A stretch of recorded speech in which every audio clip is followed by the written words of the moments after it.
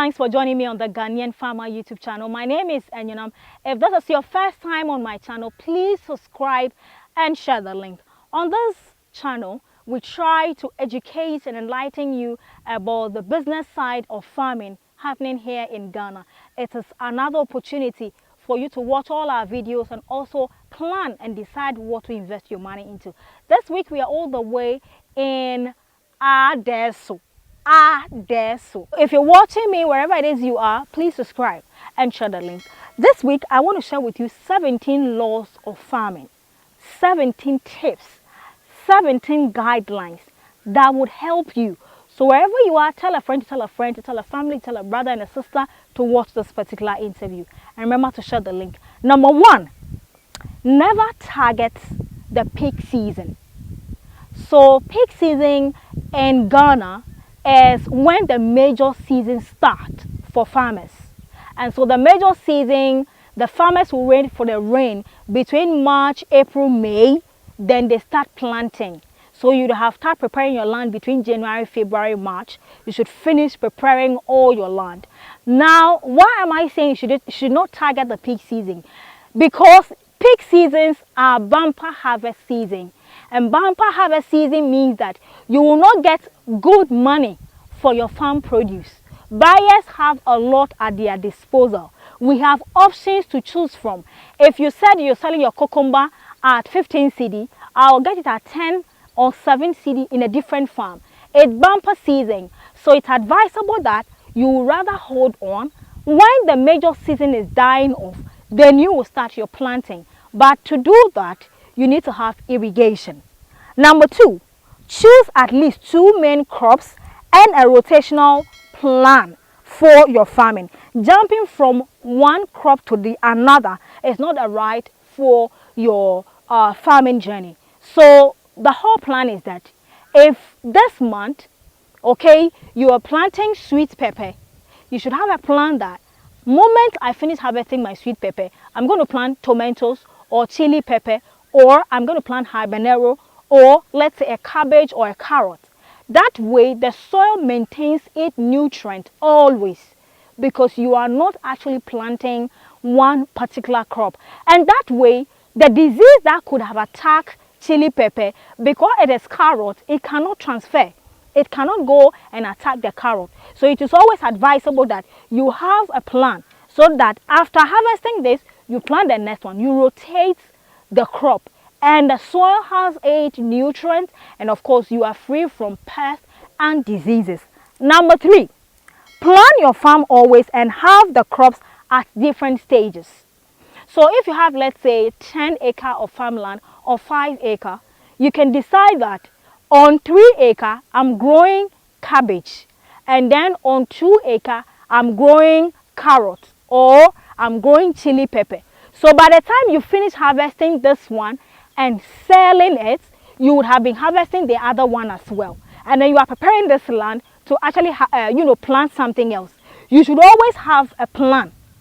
There should always be a plan so that you can be, interchanging. So as for you, the whole season or the whole year, you are having fun. But make sure you have water source, so that this thing I'm suggesting to you, it is possible and also it is doable. So at every stage, you ensure that you have constant supply of farm produce to sell to your suppliers. It is not now that your supplier will call you, oh, I want onion, can you get me some? You say, oh, minibio, I'm not going to grow. No, buyers don't like that thing. They don't like at all. So please, if you have, let's say 10, 6 or 5 acre of farmland, if you can divide and grow 2 separate vegetables, it will be a good idea. Number 4, no crop is not profitable. There is no crop that is not profitable. I often hear people calling me from abroad, even in Ghana, and I have this amount of money, I have some 2 acre or I have some 10 acre. Which crop is profitable? My dear, my brother, my sister, my father and my mother, every crop is profitable. But to be able to succeed in achieving this, you need to know the pros and cons. So what am I saying? All that I'm driving at is that if you want to specialize in planting cassava that is used for gari, banku, is used for cassava dough or corn dough and all those things, you should know in and out of this crop. You should know the risk factors. You should know the market. You should know the consumers. You should know everything. The pests that attack it, the specific fertilizer to use. You should know all these things. You should know the risk factors involved. So when you know, you can manage your farm well and still harvest and make profit. If I tell you that okra is more profitable than cabbage, I might be deceiving you, because they all come with their own demands, their own risk factors, their own pest diseases and all that. So as a farmer, there is nothing more important than other. They all have their values, they all have their markets, they all have people who are on standby to consume them. Same as someone who says I want to go into livestock. Is cow or is pig? Which one is more profitable? Pig might give you a lot of children at a go. Cow might give you one at a time. But do you know the challenge with pig? You buy more feed, you buy more this, you buy more that. And with cow, it is manageable because one at a time. So all of them have their specific needs. There is nothing that is way above the other. Number 5, having a lot of money is not a license or a guarantee to becoming a successful farmer. Yes, money is one of the requirements to start farming. At least you need to either buy or lease the land. You need to get laborers to clear the land. You need to buy the planting materials. You need to have money to also pay your laborers and all that. But money is not the ultimate. Having money alone doesn't mean you're going to succeed. Staying abroad and sending money down to your farm manager or a family to start farming for you is not a guarantee. Farming needs patience. Farming needs calculation. Farming comes with a lot of risk. Farming comes with commitment. You need to be passionate enough that when the rains are not coming and your crops are dying, that is if you're a rain-fed farmer and your crops are dying, or your farm workers are stealing some of your crops, or the fertilizer has not been applied at the right time and you did not get the expected yield, you say, oh, I've lost my money. And sir, it's not like that. Money is just one aspect. So please, henceforth, do not think, oh, I have the money, so I'm going to make profit, I'm going to succeed. Money is just one aspect of farming. Number 6, have a spray and fertilizer plan and stick to it. So as a farmer, you don't just get up, take your spraying machine, take your weedicide or your pesticide or your fertilizer and say, I'm going to spray. What you do is that the agronomist or the agri officer who comes to your farm to start off with you should give you, okay, you are growing sweet pepper or you're growing garden eggs. Within that 3-month period you are waiting, you can spray twice or you can spray once. It depends on how you prepare the land. Whether the land is a virgin land or it is a land that has been cultivated over the period, he will tell you how many times within this duration you are waiting to harvest to spray. Do not just get up and go and spray anyhow. You contaminate the food, people will eat and fall sick. Number 7, never take advice from agrochemical sales agents or salesmen. Most farmers who are going to start off their farming, or even those who are in the farming business already, when they go to these agrochemical shops to go and buy the chemicals, where me the coffee I mean soon is saying, is saying it is a bad practice. When you buy the fertilizer or you buy the chemical, call your agronomist, let him come to advise you on how many times or on how to go about the usage, the measurements, what we even use to measure it. How do you mix it with water? Do you spray the fertilizer like that, or you have to dig some holes around it? You need to ask this advice from experts and not chemical sales agents or not the agrochemical sales shops. They are not experts. They cannot help you.